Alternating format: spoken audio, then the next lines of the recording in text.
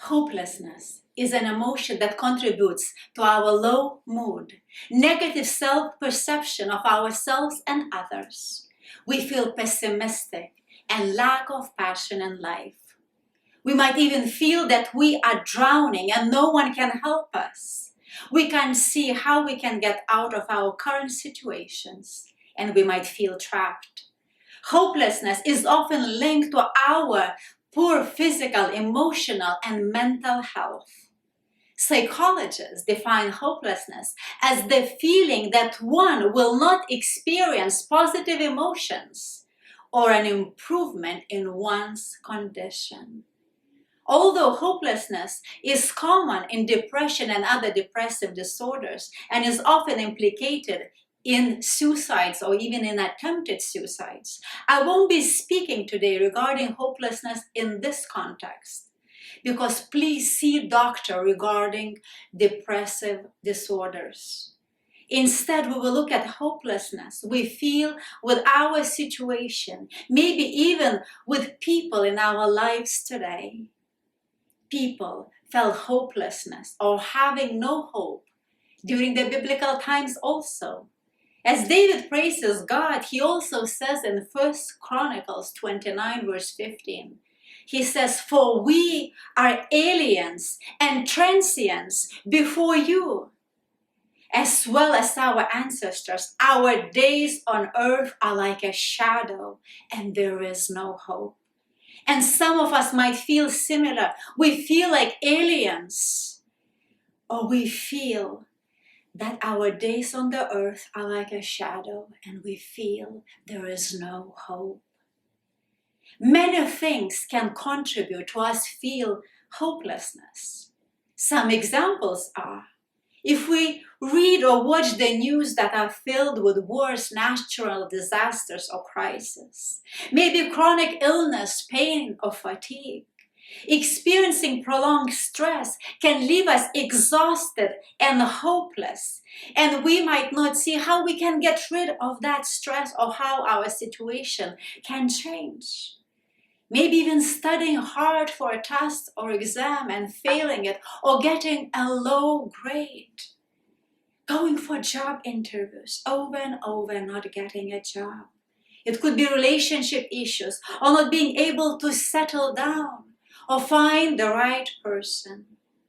We might have existential crisis. We have this unease of the meaning of life. And these are not inclusive situations or reasons for hopelessness, as we all could add our own reason. But even if we feel that we will be stuck where we are and our situation won't change, it can change. But often we need to put some work into it. So what can we do when we feel hopeless or hopelessness? Firstly, we must look, as psychologists say, we must check in with ourselves. And what I mean by that, we must ask ourselves, is there a root problem of the hopelessness we feel? What do we think is the root cause of it? And this can be anything, like we overwork, we don't have time for ourselves, we continue to do things for others, and the list could go on in various situations. Secondly, when we find the root cause of hopelessness, the next step is to work on it. Whatever things we can change, we change it as soon as we can. But if we can't change anything, let's start by catching ourselves when we fall into this depressed mood, when our brains see everything as negative or as gloomy.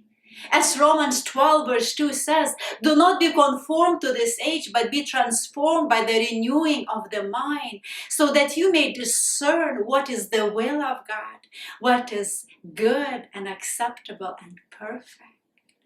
So renewed minds will help us not to see things as negative and gloomy. Thirdly, psychologists also often recommend mindfulness, which means we focus on the present moment. We focus on the present setting that we are in. We purposefully do not entertain any anxious thoughts that crosses our minds, and purposefully we do not think of the future, and we do not think of our past. As Jesus in Matthew 6 verse 34 says, so do not worry about tomorrow, for tomorrow will bring worries of its own. Today's trouble is enough for today. Unless we train ourselves to think differently, hopelessness won't just leave us. Fourthly, let's set small, no matter how small it is, even tiny, achievable goals. Whatever that would be for every one of us, it will look differently. But let's do something maybe that would make us happy, or something we can look forward to. It could be something as simple as taking a bubble bath or a shower, getting a massage, meeting with a friend. And the possibilities are endless, as every one of us will have a different reaction to various things. Fifthly, or lastly, let us sparingly use words like never and always, because these words often demotivate us and just feed into our hopelessness. However, always is not a bad word in itself. Even Jesus used it. We see in Luke 18 verse 1, then Jesus told them a parable about their need to pray always and not to lose heart. And not to lose heart when we feel hopeless. Let's always start with a thanksgiving prayer, because thanksgiving prayer also has to do with mindfulness. We thank God for the things we have today as we look around what we have. When we do that, our thinking shifts because it focuses on the good things in our lives instead of focusing on our hopeless situation. And if we practice these steps, instead of feeling hopeless, we start to be full of hope again. And next week, we will look more on hope.